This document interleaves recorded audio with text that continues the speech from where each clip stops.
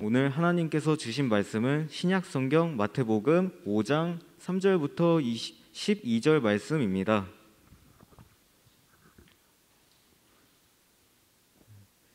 함께 교독하시겠습니다. 심령이 가난한 자는 복이 있나니 천국이 그들의 것임이요.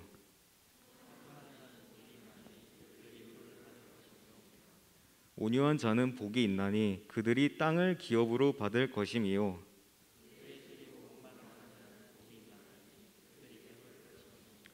긍휼히 여기는 자는 복이 있나니 그들이 긍휼히 여김을 받을 것임이요.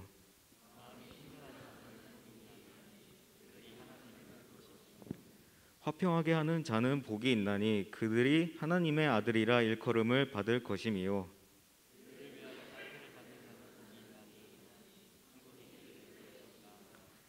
나로 말미암아 너희를 욕하고 박해하고 거짓으로 너희를 거슬러 모든 악한 말을 할 때에는 너희에게 복이 있나니 기뻐하고 즐거워하라. 하늘에서 너희의 상이 큼이라.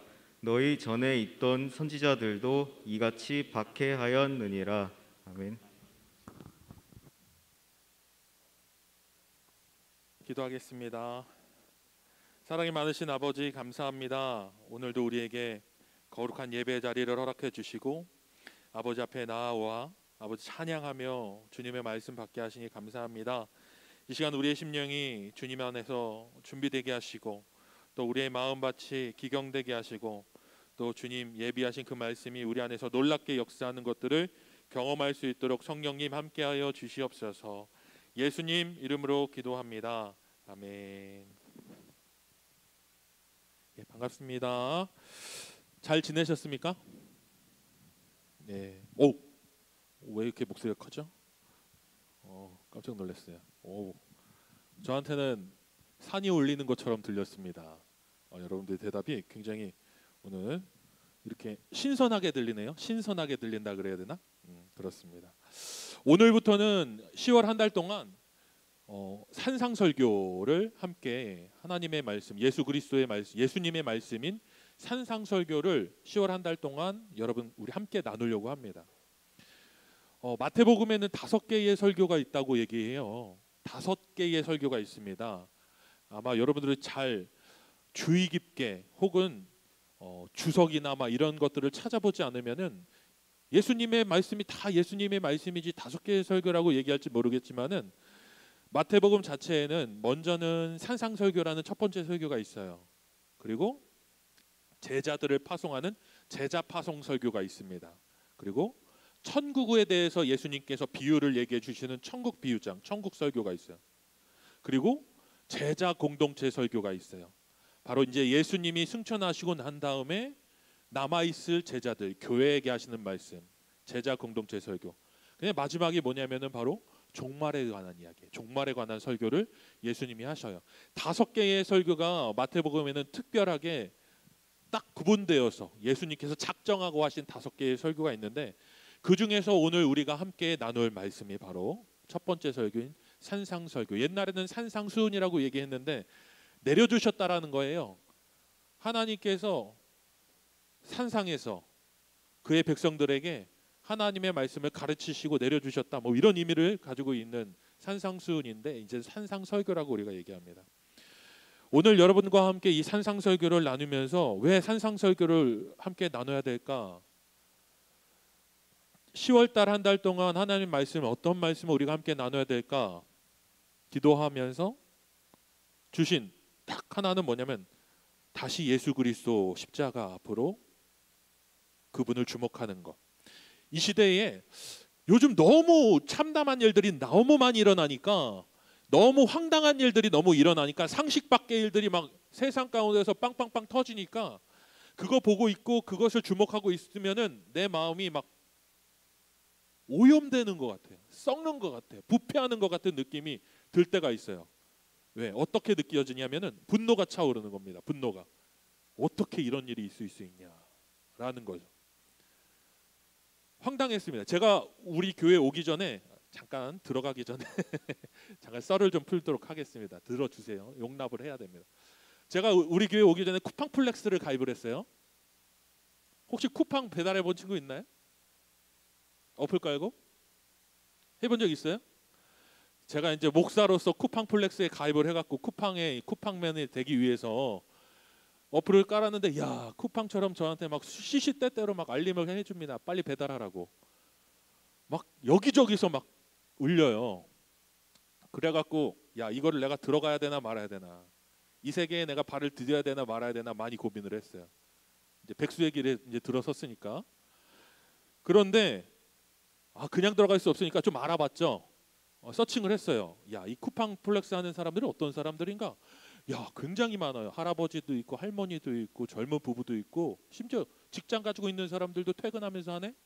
야, 이쯤 되면은 나도 해도 되겠다. 그런데 이걸 자기의 진짜 직업으로 여기고서 하는 사람들이 있어요. 거기에다가 이것을 하루에 내가 얼마만큼 벌 수 있는지를 정리해 갖고 딱 올린 거야. 한 달 동안 이만큼 해갖고 이만큼 벌었습니다 딱 하고 올렸는데 깜짝 놀랐어요. 800만 원 벌었다는 거야. 야, 해볼 만하다. 해보자. 여러분, 800만 원 벌 수 있어요? 공무원 해갖고 800만 원 법니까? 야, 해보자. 할 수 있다. 해보자. 할 수 있다. 해보자. 뭐 어디 많이 전도할 때 했던 구호 같은데 해보자 했어요. 그런데 거기에 이게 단점이 있어요. 만약에 내가 오늘 하루 얼마를 목표로 해서 했는데 만약에 접촉사고 한 번이라도 일어나면은 야, 일주일치 내가 벌었던 게 한 번에 날아갈 수 있다 라는 거예요. 이거 조금 움찔했죠. 또 하나가 있어요. 비 오는 날은 할당이 더 붙어갖고 더 많이 벌 수 있지만, 근데 비 오는 날은 사고 위험이 더 많다. 또 있어요. 야, 물건 받으러 갈 때 1시간 반, 2시간씩 거의 기다려야 된다는 거예요.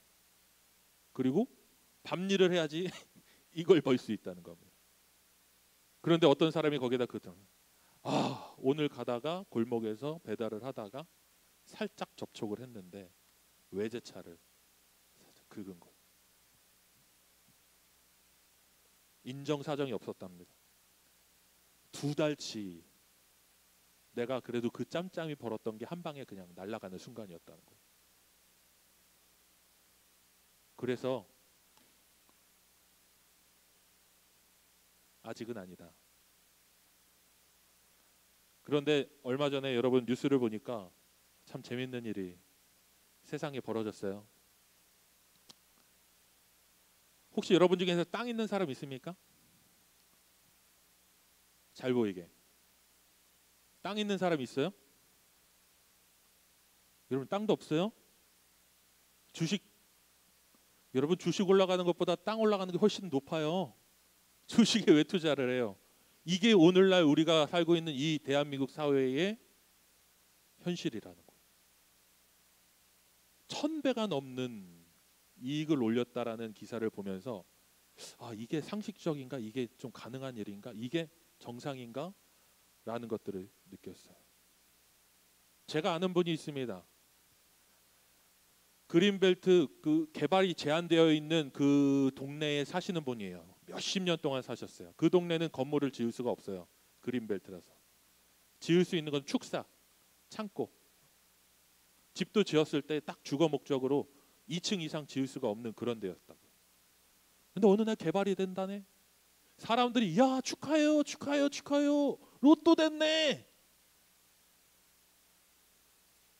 그런데 속사정을 몰라. 로또가 아니야. 거의 갈취였어. 거기에서 보상을 받아서 나가서 집을 살려 그러는데 그 동네에선 살 수가 없게 됐네. 이미 어마어마하게 땅이 올라버린 거야. 그래갖고 저 지방으로 내려가서 집을 겨우 찾아서 갔다는 거예요. 수십 년 동안 같이 살았던 사람들하고 다 뿔뿔이 흩어졌대요. 그 동네 사람들. 그리고 나서 거기에 거대한 빌딩과 아파트가 들어섰습니다. 그리고 나서 그 동네를 지나갈 때마다 이분이 생각하는 거예요. 내가 살던 그 집이 있던 저기에 저렇게 높은 빌딩에 올라섰네. 야, 어떤 마음으로 그 동네를, 그 빌딩을 바라봤을까요? 야, 그래. 유전무죄, 무전유죄. 아는 자는 더 배를 채우고 모르는 자는 끝까지 이렇게 죽을 때까지 이렇게 사는구나. 그 이야기를 들으면서 굉장히 씁쓸했다니까. 그러면서 어떤 생각이 들었습니까? 여러분, 그러면서 어떤 생각이 들까요? 여러분, 우리는 젊으니까, 여러분들, 저는 안 젊고 여러분들 젊으니까 이러한 이 시대의 상황을 놓고 볼 때 여러분들의 마음 가운데서는 저거 내 일 아니야. 나는 당장에 내가 직면한 거는 저런 현실 아니잖아. 그리고 나 몰라라 하시나요? 아니에요. 이미 우리가 뛰어들어야 하는 저 세상 밖의 현실은 이미 너무 왜곡되어 있고 너무 삐뚤어져 있고 너무 비현실적이고 비이상적인 비상식적인 조직이 되어 있어요. 근데 거기에서 우리가 공정을 외치고 정의를 외치고 진실을 외치면서 그 안에서 우리의 삶을 살아나가는 것조차 힘들다니까요. 내 앞에서 횡령하는 사람을, 내 앞에서 내 상사가 횡령하고 유용하는 것들을 눈으로 지켜볼 때 여러분, 이거를 내가 가만히 있어야 되나, 묵인해야 되나, 고개를 돌려야 되나 하는 현실이 우리의 현실 가운데 맞닥뜨려질 수 있다라는 겁니다. 그때에 우리는 이렇게 얘기하는 거예요. 그래, 이게 현실이지, 이게 세상이지, 그래, 어쩔 수 없지, 다 그런데. 또 하나는, 또 다른 선택을 할 수 있죠. 뒤집어 엎어버려? 야, 이거 다 그냥 갈아엎어버려? 그럼 어떻게 되죠? 쿠팡플렉스 해야지.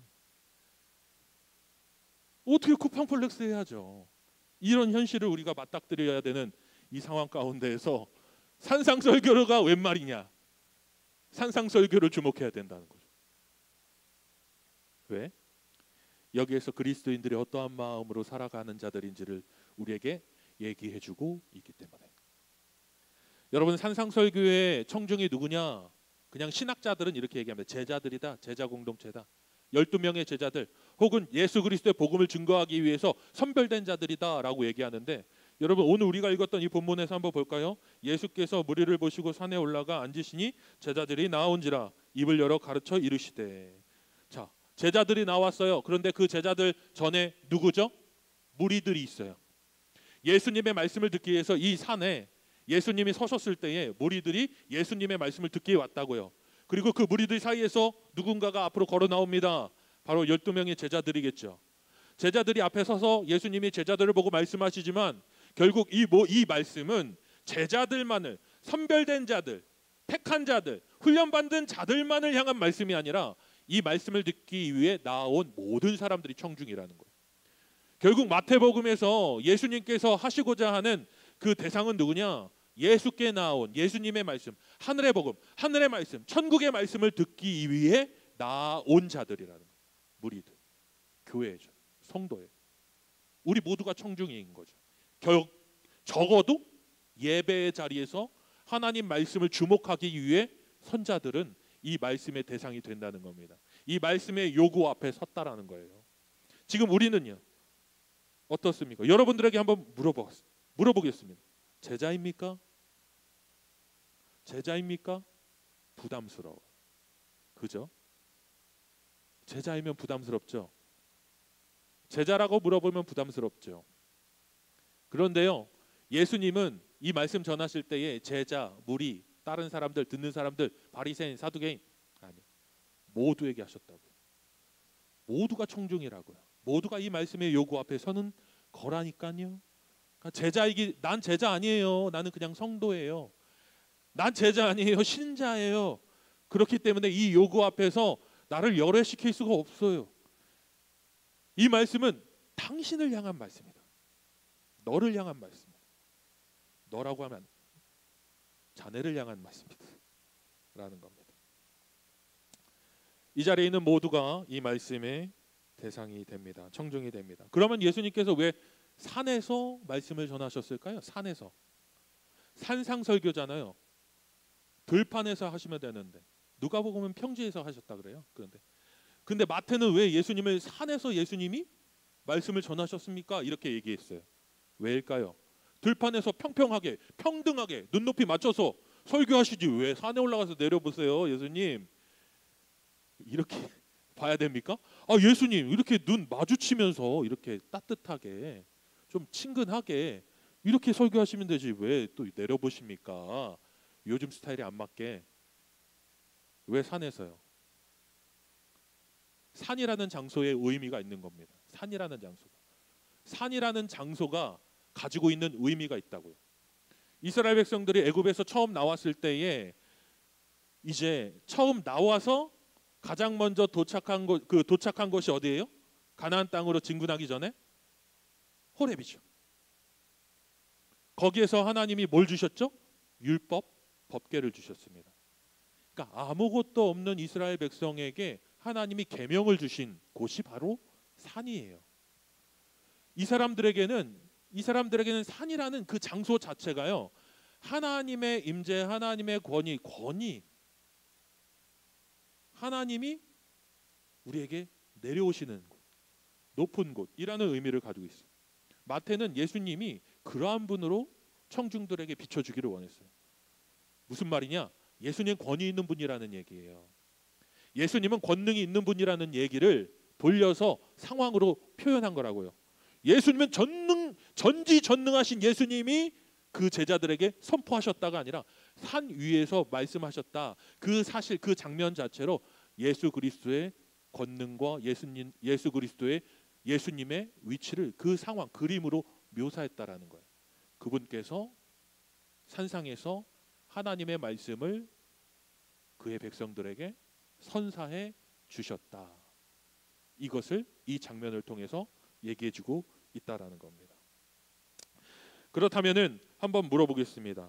2절을 한번 읽어볼까요? 입을 열어 가르쳐 이르시되 심령이 가난한 자는 복이 있나니 천국이 그들의 것이며. 이거 여러분들 너무 잘 아는, 우리가 너무 많이 읽었던 말씀이죠. 여기부터는 너무 익숙하죠. 암송하는 청년들도 있을 것 같습니다. 그런데 한번 물어보겠습니다. 다시 한번 읽어볼까요? 교독하도록 하겠습니다. 3절부터 제가 먼저 읽겠습니다. 심령이 가난한 자는 복이 있나니 천국이 그들의 것이며.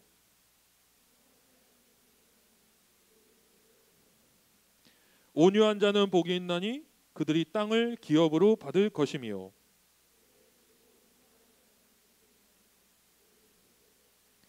긍휼히 여기는 자는 복이 있나니 그들이 긍휼히 여김을 받을 것이며.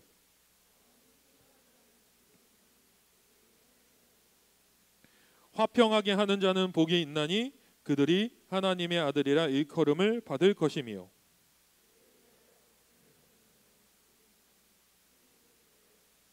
여기까지 하겠습니다. 이걸 뭐라 그러죠? 뭔 복이요? 왜 팔복이죠? 목사님 지금 말장난하네.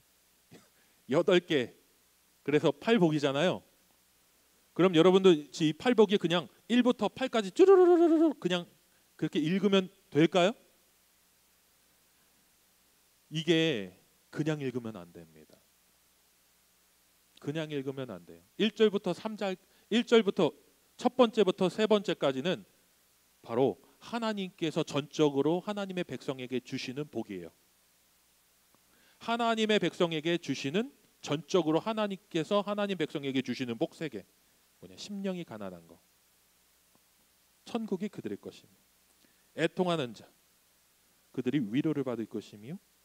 온유한 자, 그들이 땅을 기업으로 받을 것이며. 심령이 가난한 거, 천국을 받는다고 했습니다. 천국 누가 주시는 거죠? 하나님이 주시는 거죠. 위로를 받을 거라고 얘기합니다. 근데 여기에서 말하는 위로, 누가 주시는 위로를 얘기하는 거죠? 하나님이 주시는 위로를 얘기하고 있는 겁니다. 그러면은 온유한 자, 땅을 기업으로 받는다 그랬는데 아까 제가 땅 얘기하니까 자꾸 야, 믿음 생활 잘하면 어디선가 땅 떨어지겠다 이렇게 생각하는 사람 없죠? 여기에서 말하는 땅은 언약입니다. 약속. 이스라엘 백성들에게 땅은 그냥 물리적인 땅을 얘기하는 것이 아니라 땅을 기업으로 받는다라는 것은 이스라엘 백성들 애굽에 나왔을 때에 가지고 갔던, 붙잡고 갔던 2가지의 약속 뭐예요? 생육하고, 그들이 하늘의 별처럼 바다의 모래처럼 생육하고 번성해서 큰 민족을 이루는 자손의 복, 또 하나, 약속의 땅. 그러면 이 두 가지를 하나로 묶으면 뭐죠? 언약. 하나님의 약속.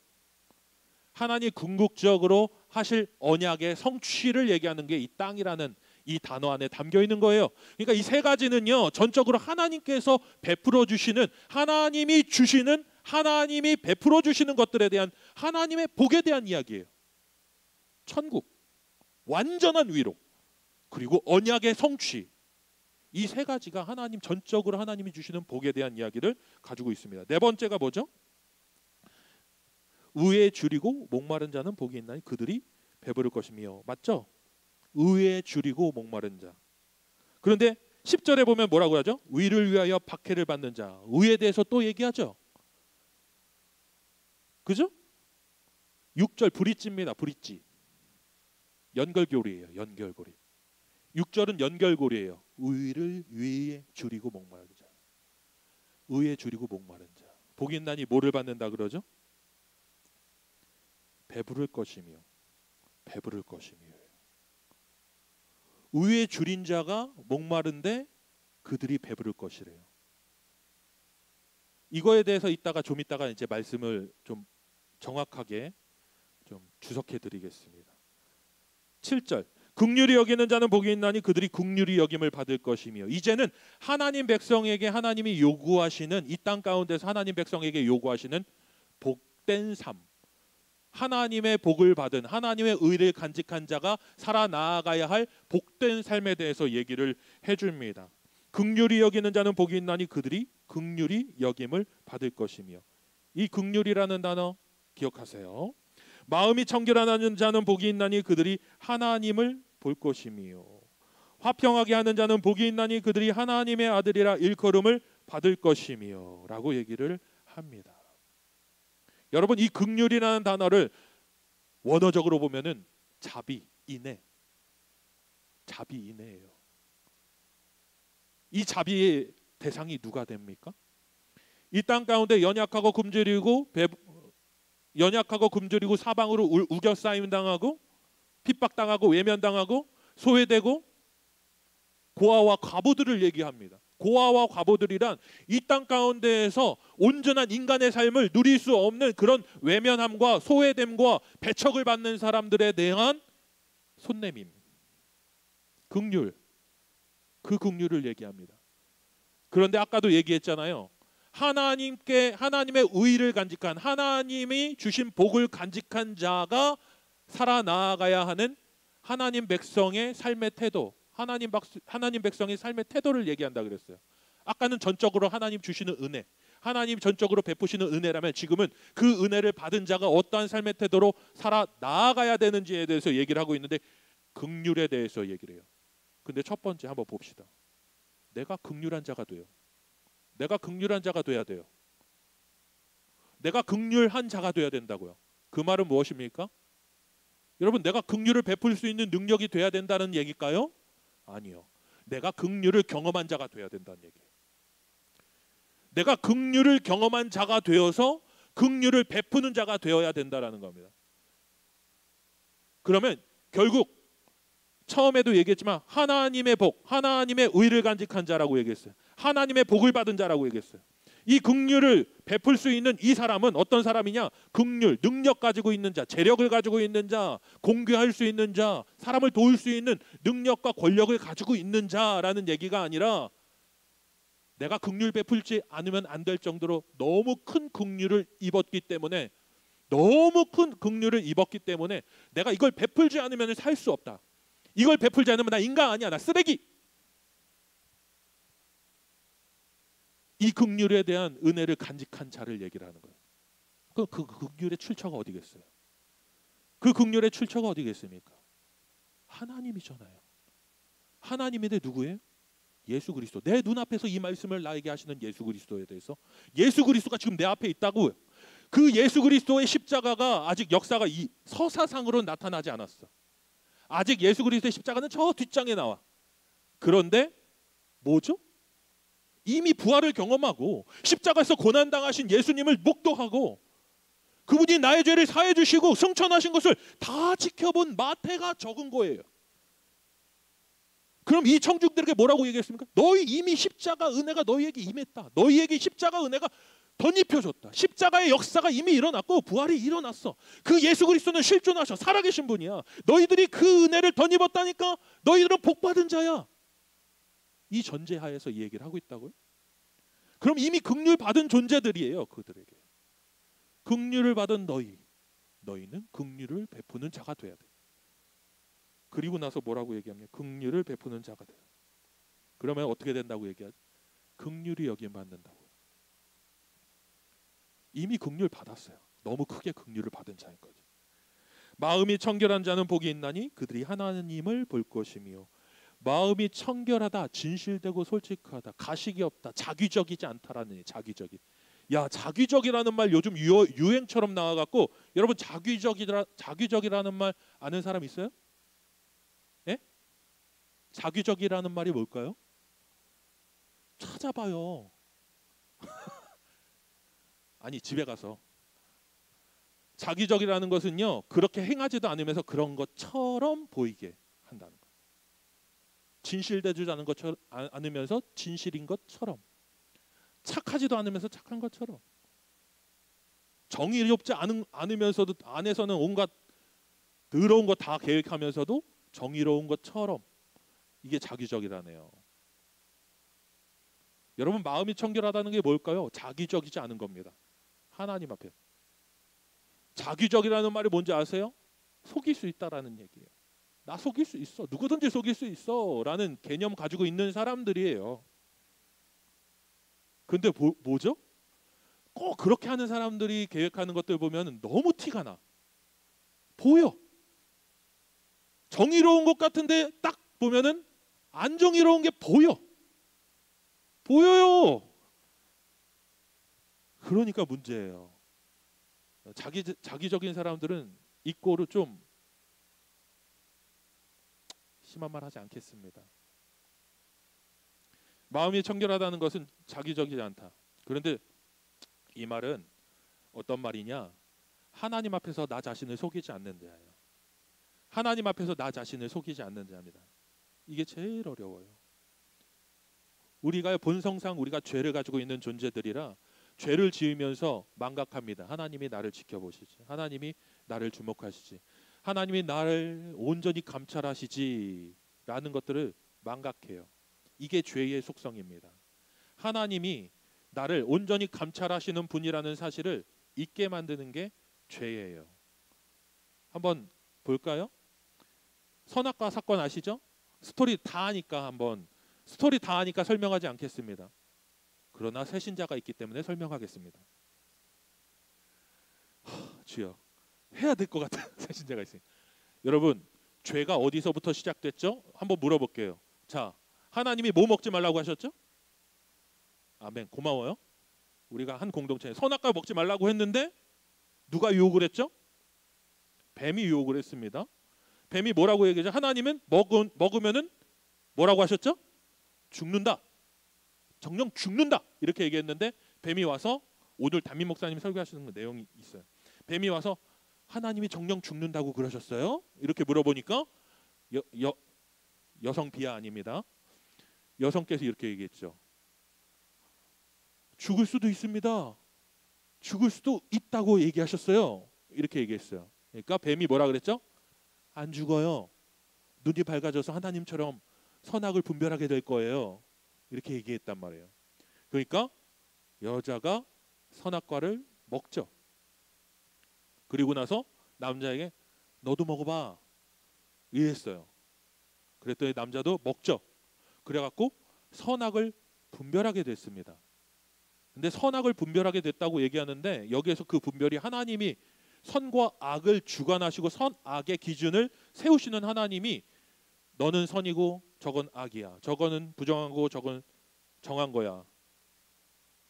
분별하는 것과 사람이 저거 더러운 것 같은데, 저거 깨끗한 것 같은데, 저거 정한 것 같은데, 저거 악한 것 같은데 하는 것과 같을까요? 아니요. 기준이 되는 분이 기준을 정하는 것과 기준이 아닌 자가 저거 좀 정의로운 것 같은데, 저거 너무 아닌데 저거는 너무 좀 꼴보수인데 기준이 안 되잖아요. 완전히 다른 문제거든요. 그리고 나서 어떤 일이 벌어지냐? 하나님이 사람을 찾으셨어요. 그때에 이들이 어떻게 했죠?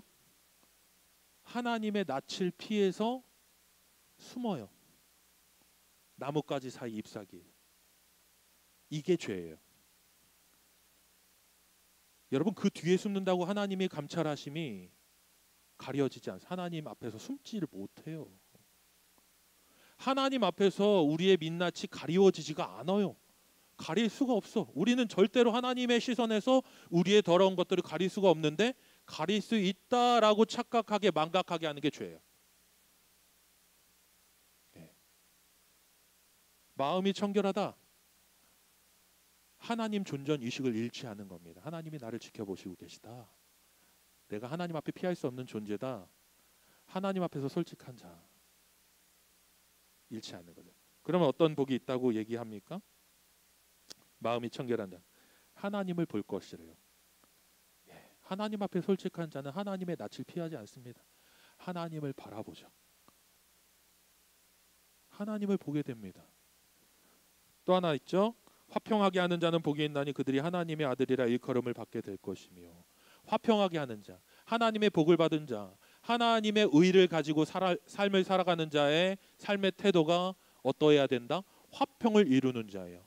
막힌 담을 헐고 나눠지는 것들을 이어주고 화목하게 하고 화평하게 하고 평화를 이루고 화해를 이루는 그러한 삶을 살아요.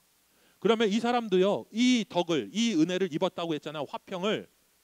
결국 내가 죄에서 사망에서 죽을 수밖에 없고 심판받을 수밖에 없는 존재였다는 참혹한 현실 앞에 서서 그 참담한 것들을 발견한 자가 예수 그리스도 안에서 내가 하나님과 화목하게 된 것을 확인하고 그 화평케 하시는 예수 그리스도를 접했어. 만났어. 그 내 인생의 목적이 뭐여야 된다는 거 알아.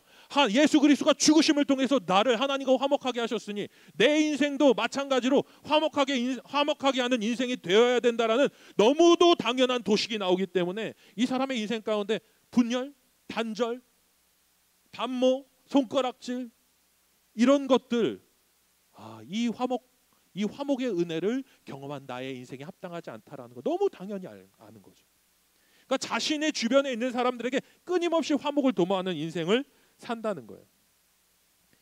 여러분, 벌써 이렇게 우리 주님이 우리에게 7가지나 우리가 봤어요. 의를 위하여 박해를 받는 자. 마지막이죠. 마지막 결론 보죠. 그런데 의를 위하여 박해를 받는데 의라는 것이 무엇입니까? 의. 여기에서 말하는 의가 뭘까요? 자, 뭐 하면은 천국이다.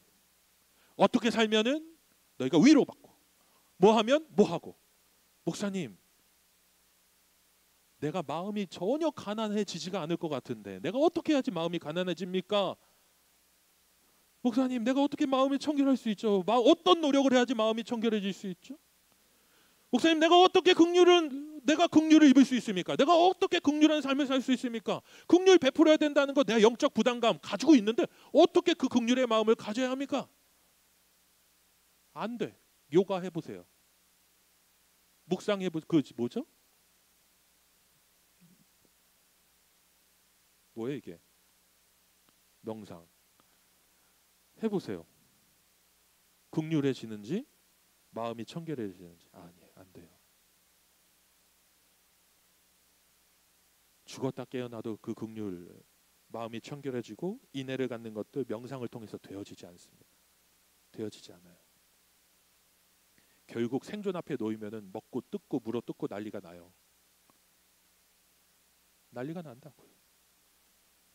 여기에서 말하는 이 모든 하늘의 복을 가지고 있는 자들, 이미 복받은 자들, 하늘의 의를 가지고 있는 자들이 이 누리는 혜택들은요, 본질, 그게 먼저가 아니에요. 이 앞에 또 다른 단어를 붙여야 된다. 지금 이들이 지금 누구 앞에서 이 말씀을 듣고 있다라고 가정할 수 있죠? 누가 지금 이 말씀을 하나님 백성에게 전해주고 있죠? 예수님께서 전해주고 있습니다. 예수 그리스도 안에서 예수 그리스도로 말미암아 심령이 가난한 자. 예수 그리스도 때문에 심령이 가난한 자. 예수 그리스도의 십자가로 인해서 그 심령의 가난함을 가지게 된 자. 예수 그리스도의 애통하는 기도 덕분에 그 애통을 가지게 된 자. 예수 그리스도의 그 온유함으로 나병 환자를 품는, 중풍병자를 품는, 혈루증 여인을 품는 그 온유함으로 내가 예수 그리스도의 품을 경험한 자. 그래서 그 온유함을 간직한 자. 하나님의 나라를 끝까지 사모하며 갈구했던 새벽에도, 온 상황 가운데서도, 배고픔 가운데서도 하나님 나라의 의를 위해서 모든 인생의 초점이 거기에 맞춰 있었던 예수 그리스도를 목도한 자. 그 말씀 앞에 선 당신. 하나님 앞에서 늘 하나님 뜻 구하며 자신을 내려놓고 그 말씀 앞에 서기 위해서 그 모든 여정을 따랐던 예수 그리스도를 본 자.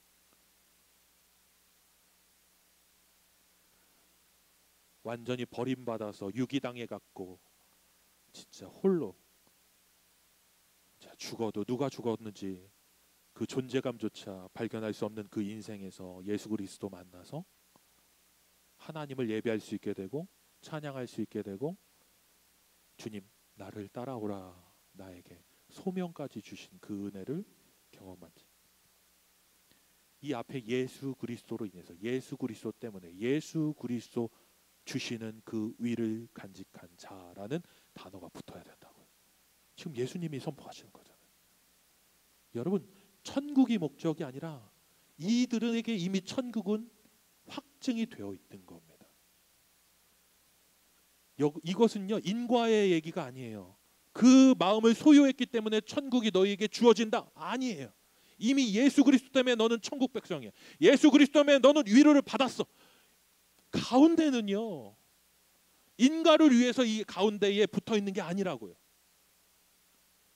어떤 행위의 결과로서 우리가 그것을 선택되어주고 그걸 얻는 것이 아니라 이미 예수 그리스도 안에서 보증되었다라는 전제.